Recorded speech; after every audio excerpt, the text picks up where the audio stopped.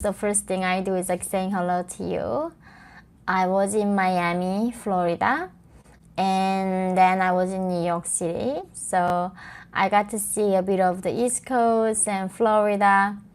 And yeah, I'm hoping that I could move there someday in my lifetime. I'm still stuck in Chicago. I don't know if you guys have seen this kind of news lately. It's so frustrating that Chicago, I don't know, whoever making these decisions, they are catching and release these criminals. So Chicago is becoming increasingly less safe and less safe. It is kind of funny that I have to think about safety being in America. And all these murderers and gangs with the guns are being released back into street. So, yep, wish me a luck. So, I miss your vlog. Thank you. Hey Paul, good to see you. God bless. God bless you too. Good to see you here. I mean, by the way, it's my Patreon. I'm so grateful for my Patreons and also my supporters of my law course. So many happened for the last 2 weeks. I actually have been trying to watch less news and it helped me with my sanity, but of course things are changing so fast. I had to catch up with a lot of news. So several things I'm gonna talk about today is, of course, one is North Korea's current status, and two is about Squid Game. I've been receiving so many messages and emails from people telling me what I think about Squid Game, so I had to binge watch it a few days ago, and I have a lot of things to say about it. And after that, yeah, that's it. So today is and then I'm gonna answer a lot of your questions. So first of all, North Korea, it's even the CNN says it's quite worrisome. It is unbelievable right now. North Korea is sworn enemies of America, and their capabilities increasing and increasing. And recently, CIA in America, they took their budget out from North Korea and Iran, and because they think that North Korea is not as a big of threat. So it's as we are getting weaker inside the country, and as people are getting, I mean, I was also watching yesterday on Netflix the Dave Chappelle, some stand-up comedians show, because there are so many woke mobs trying to get him canceled. So I had to go on the Netflix to watch his comedy. I actually fell asleep around like 40 minutes after, but it was really interesting. The purpose of comedy is pushing those boundaries, helping us to think about the problem from a different perspective, and that's what comedy is supposed to do. And of course, he's made some remarks that was a bit sensitive to LGBTQ transgender community, so that's why they've been asking him to be canceled. If you haven't watched it, I recommend you to watch it.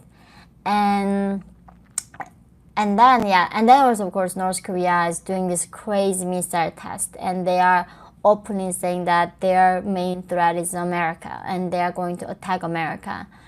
And America is so not waking up. They got so many foreign enemies, externally and internally is just utterly divided, and their foreign policy is a complete mess.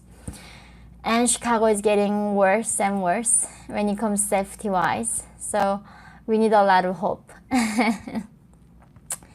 And after that, oh my gosh. Yeonmi Park don't care, she wants your money. Oh my gosh, okay. It's interesting. I do believe in freedom of speech, so I like these people. But when you ask questions, you gotta ask a question. You cannot just personally attack them. And that is the thing. It's just utterly surprising to me how mean people can be. And it's mind-blowing almost. You never even met me. You never seen me in your lifetime in 1 minute of your day. And you kind of know everything about me, while I don't even know everything about myself. And I am here to engage in any constructive questions. So instead, making all those rumors. Just tell me what you're curious about, because I'm not gonna be offended, and I'm here to answer any kind of question you might have. So, hey, Saptarshi, good to see you. Miss, many people believe Kim's regime will collapse automatically if the CCP collapses because CCP is protecting him. What's your take on this? Yeah, for sure. If China goes away, I mean, Chinese Communist Party goes away, North Korea cannot even survive in 1 week. So that's for sure. But the problem is that North Korea becomes a state where it possibly can become a too big to fail, right? They're gonna have a nuclear weapons, and they already do. And their ultimate goal is being accepted to the international community, having all these nukes. And if America don't stop them, and like America cannot stop China right now because they are too big to fail, North Korea is gonna become one of those states that we cannot have any control over.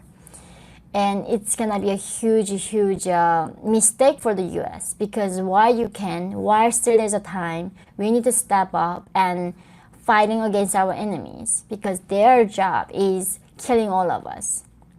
That's North Korean regime's destiny. That's what they're thinking their mission is, killing all Americans. So while North Korea says death to America every single day, the regime develops nukes on that focus, and America doesn't do anything about it. I think that's what's so worrisome. And like, we are still fighting about the right pronouns. We are talking about your feelings, while the enemies in China and North Korea coming up with a real plan to destroy America, because this country is a beacon of light. This country stands up for human rights. It stands up for individuality. It stands up for freedom. And that's why these countries cannot let America live. They want to kill America. And while we are doing that, I just cannot imagine the world without America. I cannot imagine that world. I don't want to be in that world. If there's America not there, I don't want to be in that world, because no country has done more for the individual freedom that America has. So it is kind of, I mean, these people, even in this chat, how many people are so utterly lost? And while the enemy is doing everything to destroy us, we are just talking about our feelings. So, Mitchell, as I say, I'm currently reading your book. It's fantastic. Thank you so much. Oh, thank you, Mitchell. Thank you very much. So, Paul, take it. Your mission is deserving of support. Someone who doesn't care wouldn't stick their neck out. Thank you so much, Paul. You're the best. I know, it's just, so D-Man Louis, so wouldn't you believe China is too big to collapse? But what can we do? Like, it is true that China is very big, but it's gonna keep getting bigger, right? If there's a time to stop them, it's now, right? It's not later, not tomorrow, not next year. It's gotta be now. We gotta have a plan. We gotta start combating China, because they are enemy. They are a direct threat to the US. And North Korea, China teams up, it's gonna be World War III again, right? So it's not something that we can avoid. But the battle with China, hopefully it's not gonna be war, but it is inevitable, because democracy and the dictatorship cannot coexist, because they completely believe in different values.